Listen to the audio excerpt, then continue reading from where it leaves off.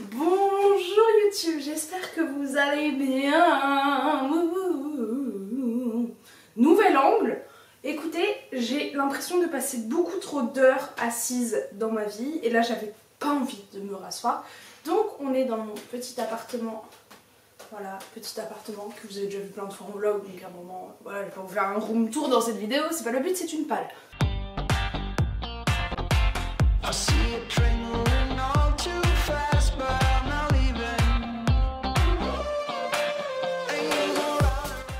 Je me suis dit qu'on allait se mettre debout, j'ai pas pris mon micro, j'ai pas pris tout ça tout simplement parce que je vous filme cette vidéo, je n'ai pas pris de montre, il est 14h09 et j'aimerais bien vous la poster pour 16h, même un petit peu avant si c'est possible. Comme ça vous pouvez vous la regarder pour votre petit goûter. Voilà, moi je viens de finir de petit déj, des crêpes. Parce qu'aujourd'hui c'est à Sainte-Agathe et quand c'est à Sainte-Agathe c'est la fête, du coup je me suis fait des crêpes.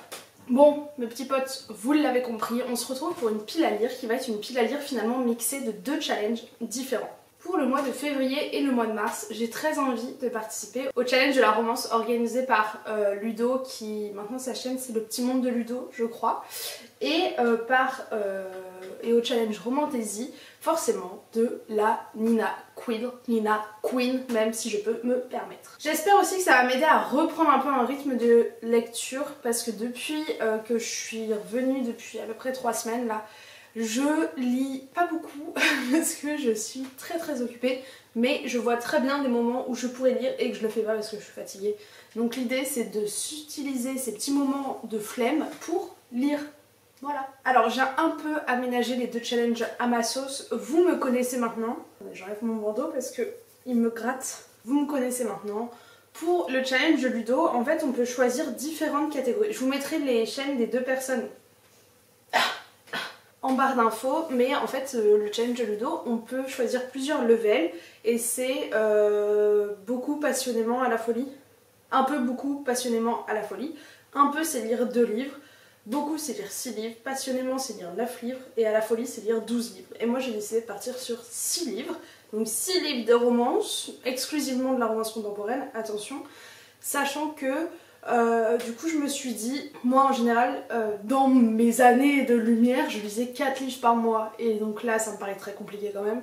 Dans le challenge de Nina il y a 12 livres, non 10 catégories, et donc je me suis dit on va faire aussi, je vais prendre que 6 catégories de chez Nina. Donc voilà, donc en fait j'ai pris 6 livres chez Ludo, 6 livres chez Nina et je vais vous les présenter aujourd'hui. Bien sûr dans un monde idéal je vais réussir, mais je vais me donner les moyens. Dans un monde supra-idéal, et bah, je retournerai dans les catégories et je choisirai des livres pour compléter et voilà, mais bon. Voilà, on va y aller doucement quand même. C'est la première fois que je participe au mois de la romance de Ludo. J'ai pris mon petit cahier avec mes petits menus dessus et je trouve ces menus hyper originaux et assez spécifiques, ce que je trouve assez important à noter quand même. Par exemple, les différents menus, il y a lire un livre de poche, titre avec 4 mots seulement, un livre écrit à 4 mains, une maison d'édition jamais lue, un tome 3, du violet sur la couverture, un livre qui se passe en Australie avec un sportif, on connaît rien de l'histoire, ou un livre acheté en salon. Et je trouve que c'est des thèmes qu'on n'a pas nécessairement de manière générale dans les différents challenges, donc je trouve ça pas mal. Donc voilà, un point pour Gryffondor, un point pour Ludo, pour l'originalité. Et ce qui est cool avec Ludo, c'est que en gros, sur les 6 livres de mon menu beaucoup, et bah je peux en choisir 3 librement et 3 où je vais utiliser des petites catégories qu'il a dit. Donc écoutez, on va commencer tout de suite. Alors le premier que je vous présente c'est Twisted Love de Anna Wong et celui-ci répond à aucune catégorie, juste il fait partie des 6 que je dois lire. Voilà, c'est une romance avec entre une fille et le meilleur ami de son frère, et je crois qu'il y a une tragédie au milieu de tout ça. Ça a l'air, ma foi, très sympatoche, et je sais pas si la suite des livres et des romans compagnons sont des romans compagnons ou pas, mais du coup ça m'intrigue un petit peu. Et voilà, je pense que ça va se lire très vite, ça va se dévorer, et ils ont un secret, voilà. Vous voyez, un petit peu, je pense que ça va être très cliché, mais quand le cliché est bien fait, ce n'est pas grave. Est-ce que c'est mieux ici ou pas ? Peut-être, en vrai, peut-être. Bon, ouais, je pense que c'est un peu mieux. Je vais rester ici du coup. Désolée pour le changement de cadre en plein milieu.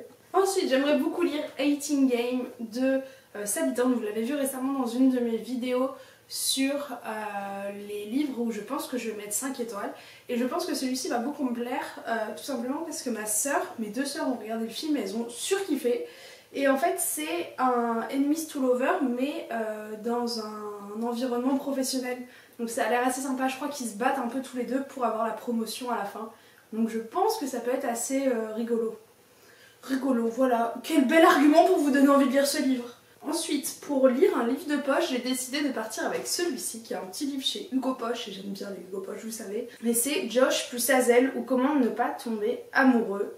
Je ne me rappelle plus très bien, je vais pas vous mentir, j'ai pas forcément envie de m'en rappeler de ce que ça parle, mais je crois qu'en fait j'aime bien parce que de ce dont ça parle. Excusez-moi, je parle très mal français aujourd'hui. Mais je crois que ça me tentait bien parce que Josh et Hazel sont amis depuis très longtemps et je crois qu'ils vont s'organiser un double date et au final ils vont se rendre compte que ils sont plus attirés par l'un l'autre que par leur date respectif. Sympatoche. Et en plus de ça, c'est un livre écrit à 4 mains, mais j'ai un autre roman pour le livre écrit à 4 mains aussi. Et donc en l'occurrence, il s'agit de Addicted to You de Krista et Becca Ricci, qui est mon dernier achat. Donc il y a toujours ce petit truc avec le dernier livre que t'as acheté, que t'as très envie de lire, tu vois. Comme beaucoup d'autres dans ma palle, mais je sais pas si vous avez ça ou vraiment le dernier que vous avez acheté, il y a un petit truc où t'as trop hâte de lire, forcément. Et là, il y a juste marqué 2 meilleurs amis, des menteurs, des amoureux, des addicts et une love story épique. Et je crois que ça traite pas mal d'addiction, et en plus de ça, il y a toute une télé-réalité là-dessus. Donc je pense que ça peut être très sympa, et je pense que ça peut être hyper addictif celui-ci. C'est une saga avec énormément de tomes, il y a un peu des compagnons, des fois ça revient sur le couple que tu avais vu dans le premier tome et tout. Ça me fait un peu penser à... Ah mince, comment il s'appelle tous ces livres là? Ah, je vais pas retrouver, mais qui se passe dans un espèce de resort et que j'ai lu il y a un petit moment maintenant. Où il y en a qui s'appelle Blair. Bon, je sais pas si vous trouvez, franchement vous êtes forte avec cette description. Ensuite, un qui ne répond à aucune catégorie mais que j'ai trop hâte de lire, c'est The Love Hypothesis de Ali Hazelwood. Je vais pas vous faire l'affront de vous faire un résumé, beaucoup de gens l'ont lu, mais c'est un Grumpy Sunshine, donc le garçon me fait un peu la tête, elle est tout le temps joyeuse, donc c'est un trope que j'aime bien. Un trope, ça veut dire un scénario que j'aime bien dans les romances. En plus de ça, ça a lieu au niveau scientifique, voilà, dans un laboratoire. C'est quelque chose que j'ai lu qu'une fois et que j'ai surprenamment bien aimé, donc j'ai très envie de le relire. Et le dernier répond à la catégorie un livre écrit avec un titre à 4 mots. Et j'ai décidé de sortir You Deserve Each Other de Sarah Ogle, qui est le cadeau de mon frère pour le Secret Santa qu'on a fait avec mes cousins-cousines. Et ça a l'air très drôle. Vraiment, ça a l'air assez poilant, si je peux me permettre. En gros, vous allez suivre un couple qui est ensemble depuis des années et qui se marie. Et en fait, avec les préparatifs du mariage et tout, bref, les deux réalisent qu'ils n'ont pas du tout envie de passer leur vie avec l'autre.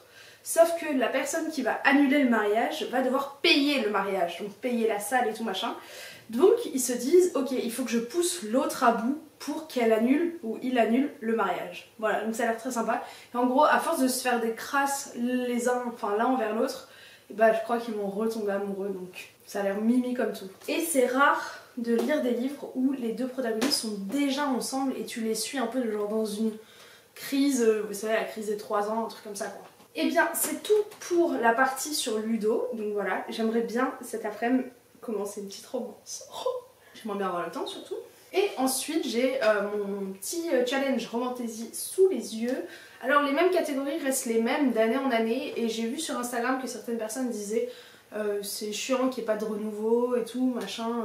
Et c'est vrai que je suis un petit peu d'accord, genre ce serait sympa d'avoir des nouvelles catégories, ou du moins je sais qu'elles changent les visuels et tout, juste là ils étaient pas encore sortis, donc je pense que ça doit jouer sur le côté de se dire mince c'est un peu redondant, mais je trouve ça sympa quand il y a un peu d'innovation, donc ce serait trop bien que l'année prochaine Nina elle essaye peut-être de trouver quelques petites catégories, ou alors un petit truc un peu comme des paliers que tu arrives selon les catégories que tu arrives à lire, je sais pas. Mais après c'est très difficile d'organiser des challenges et de réussir à...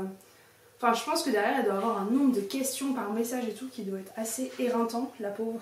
D'ailleurs, je sais pas si... Bon, je pense que vous avez vu aussi la collection Romantaisie qui sort chez Hugo New Roman. Enfin, du coup, Hugo Roman, tout simplement. Ah, j'en ai étouffé. Et je trouve que c'est trop cool. Franchement, j'ai trop hâte de lire les livres qui sortent. En plus, leur première sortie, c'est Guild, et je l'ai pas lu encore. Peut-être que je la lirai dans des années, en mode quand elle sortira en poche. Est-ce que vous êtes d'accord avec moi? Vous trouvez pas que les sorties poche de Hugo vont beaucoup plus lentement qu'à un autre moment? Voilà. Et d'ailleurs, un autre livre où j'attends le format poche, mais vraiment je comprends pas, c'est Les Voleurs de Fumée. J'ai lu, il y a toujours pas le format poche.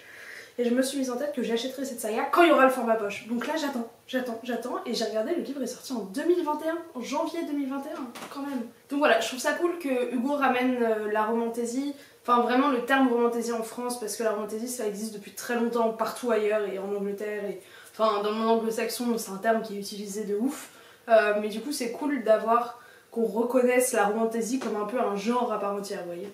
Donc écoutez, ma foi, je vais vous citer rapidement toutes les catégories de Nina, comme ça vous pouvez vous les noter si vous voulez participer, et ensuite je vous présenterai les 6 livres que j'ai choisi de mettre dans ce challenge. Première catégorie c'est Enemies to Lovers, ensuite il y a créatures surnaturelles, une carte, un graphique, une femme badass, un auteur ou un perso de couleur, LGBT, belle couverture, en anglais, ou fave d'une booktubeuse.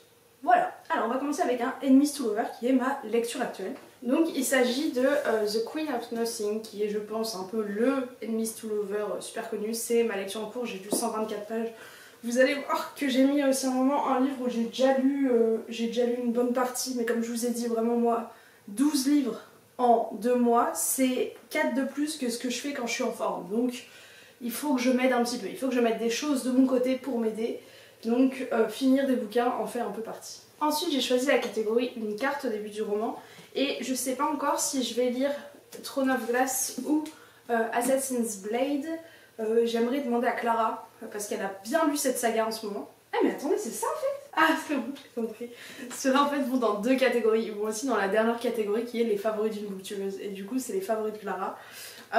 Et je sais pas comment elle a commencé et comment elle me conseille de commencer. Est-ce que je commence par le préquel ou est-ce que je commence par le tome 1 et je retourne au préquel à un moment. Donc voilà, donc je sais pas lequel des deux, mais j'aimerais bien enfin commencer Throne of Glass, c'est trop cool. Ensuite, pour femme badass, je ne me voyais pas ne pas mettre The Gilded Cage par Lynette Noni, qui est le 2e tome de The Prison Healer, avec Ria. Ça s'appelle Ria. Ça s'appelle Kiva, j'étais pas loin, voilà, vous connaissez ma mémoire et des prénoms, j'étais pas loin.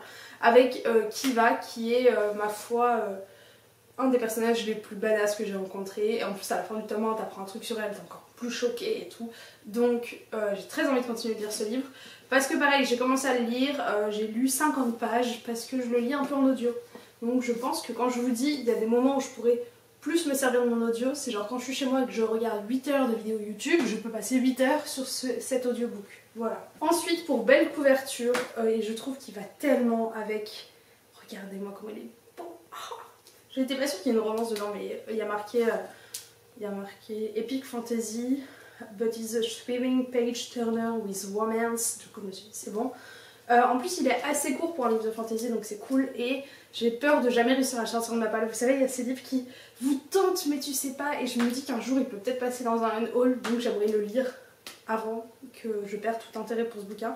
C'est une version Fairyloot qui est genre signée et tout, qui est très belle. De quoi parle ce roman? Je crois que c'est une ville, comme vous pouvez voir sur la couverture, elle est vraiment magnifique, hein, qui est glacée, et il y a une fille qui va essayer de sauver cette malédiction et tout machin. Voilà, je pense que c'est un peu classique fantasy avec une quête, mais c'est une fantasy polaire, donc à lire je trouve là maintenant. Je vous dis ça alors que j'ai l'impression qu'il fait 15 degrés, mais voilà. Et ensuite il y a la catégorie en anglais, où j'ai décidé de le prendre dans l'autre sens, parce que moi je lis beaucoup plus d'anglais que de français. Donc je me suis dit que mon challenge était de me mettre un livre en français, et j'ai décidé de sortir le tome 2 de des Accords corrompus, qui est Rêve d'envol de Kelly Sinclair, et surtout que Victoria m'a envoyé le tome 3 chez moi, donc j'ai envie d'avancer dans cette saga pour pouvoir suivre le rythme. J'ai très hâte de lire ce livre. J'avais commencé à le lire un soir et en fait j'étais pas du tout dans le mood pour cette fantasy, mais voilà, je me suis dit que j'allais me mettre un livre en français, parce que vous voyez tout le reste c'est en anglais, même les romances, il n'y en a qu'une qui est en français quoi. Et le dernier, pour la catégorie auteur perso de couleur, j'ai décidé de sortir Our Violent End de Chloé Gong, qui se passe à Shanghai, et où il me reste, je suis à la page 334 et il me reste en gros 150 pages on va dire. Donc voilà, là je m'aide un petit peu c'est vrai, mais j'ai l'impression que je vais jamais le finir, alors qu'en plus j'ai acheté la saga un peu suivante, donc je peux la finir, ça y est, j'ai un stock pour cet univers magnifique. Mon dieu, est-ce que je vais réussir à lire tout ça avant la fin mars? J'ai mes petits doutes personnels quand même, je vais pas vous mentir. Mais bon, si on n'essaye pas, on ne peut pas savoir. Exactement, bravo pour avoir fini cette phrase. Bah écoutez, c'était tout pour cette vidéo, j'espère qu'elle vous aura bien évidemment plu. Je vous souhaite à tous un super dimanche, un très bon goûter, bien évidemment. Si vous avez une palle également ou des livres que je vous ai présentés, que vous avez déjà lus, n'hésitez pas à m'en parler en commentaire, j'ai très hâte de vous répondre. Et je vous fais plein de gros bisous et je vous souhaite plein de réussite dans ce challenge, dans ces challenges pardon, si vous avez décidé de participer. Voilà, je vous embrasse fort, ciao ciao.